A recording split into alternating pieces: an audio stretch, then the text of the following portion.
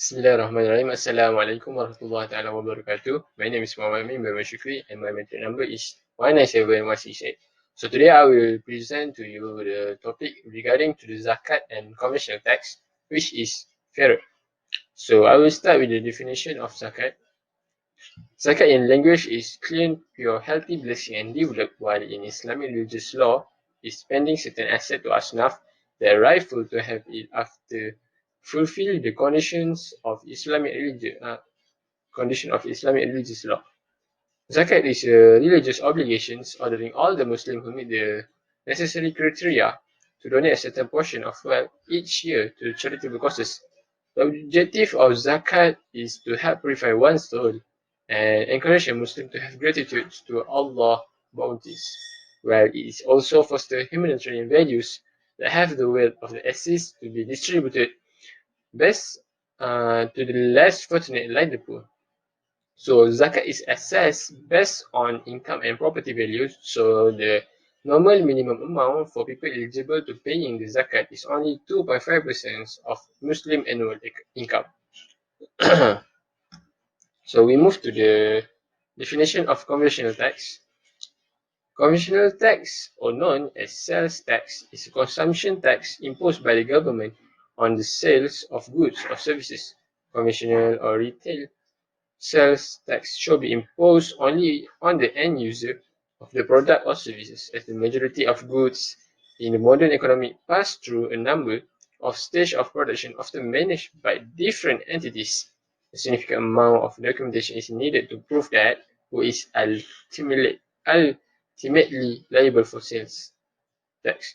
So, as an example, a cotton maker produce a lot of cottons and sell it to the buyers with the government approved sales certificate to avoid paying the tax. So then the buyer that buy the cotton and produce the fabric to sell to another buyer with the sales certificates can avoid to pay the tax. So then the fabric buyer, which is the end user, have liable to paying the tax to the government. So sales to the business that later resell the goods are not charged the tax. A purchaser who is not end user is usually issued a resale certificate by the taxing authority and required to provide the certificate to seller at the point of purchase, along with the statements that the item is for resale. The tax is otherwise charged on each item sold to purchasers without such a certificate. So we move to the body of discussions. I will tell you the principle of zakat. Zakat is one of principal worship as an obligation for every individual which is mukallaf, which is considerable property to spend some of the wealth under the several conditions applied within. This is because the zakat can purify the human wealth and thus realize that the sustenance it has to share with the needy. So in Surah At-Tawbah, ayat 103 said that take zakat from some of their possessions. With it you purify and clean them and pray for them. Surely your prayer is a state of peace for them. God is all listening and all knowing. So we move to the Markasi Sharia relating to the zakat. The distribution of zakat must be in certain proportions that ensure that continuity of quality of life, with the distribution ensuring that the recipient has a certain standard of living by achieve the level of basic essential, which is daruriyat, and comfort, which is hajiyat. According to Islam, daruriyat includes all the basic needs to sustain one life, such as the religion, life, thinking, children, and property. While hajiyat is comfort that is not necessarily essential to retain the five basic necessities. As an example, a person must first attain or fulfill the higher needs. So they have to fulfill the most basic needs, which is food, shelter, and clothing, to move on to fulfill the higher needs. Given this fact, if an individual is not able to fulfill their basic needs, this indicates that their life has no quality. Therefore, in the context of zakat distribution to the asnaf, each of these distribution schemes provided should be evaluated in the line with the requirements of Sharia. which emphasize that the importance and priority in order to meet every need. So next, I will tell you the differences between zakat and conventional tax. So the difference for the first point is about the purpose. In zakat, we want to purification of the wealth.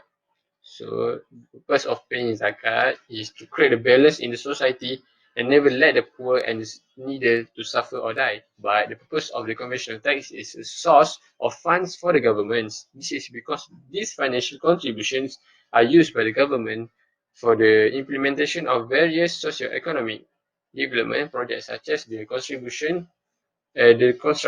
of the roads. The second point is about the changeability. In the zakat, the rate cannot be changed. It is fixed as stated in the Holy Quran, but in conventional tax, the rates can be changed from time to time by the government.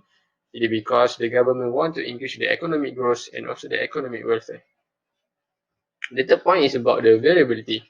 In the zakat, the rate of zakat is flat. It's only 2.5% stated in the Quran, but the conventional tax usually progressive, very progressive. It is discriminatory by its very nature, because it purposefully taxes some people or some amounts at different rate for the others. The fourth is about the one that receive the zakat and the one that receive the conventional tax. In zakat, the one that receive the zakat is only 8 asnaf, which is fakir and miskin, amil and mu'alaf, qarimin and fisabilillah, and also ibn sabil and riqab. But in conventional tax, no direct recipient because it is because that the tax that collected by the governments it have to it channel to different users as dictated by the development requirement among the others. And my last point is about the geographic limits for the zakat and conventional tax. For the zakat, if the amount of zakat is more than enough to meet the requirement of the country in which it is paid out, so then it can be dispatched to the other countries where the poor Muslims live. But for the conventional tax, it can only be utilized in the countries in which it has been collected. So regarding to this topic, which is zakat and conventional tax, which is fairer. In my opinion, I choose the zakat is fairer than the conventional tax. This is because the rate charged for paying the zakat is low and fixed at 2.5% only of an individual annual income compared to the federal income tax imposed. In addition, the zakat does not oppress the payer and set the condition and requirement the one that can afford to pay the zakat. If you cannot afford to pay the zakat, then you don't have to pay the zakat.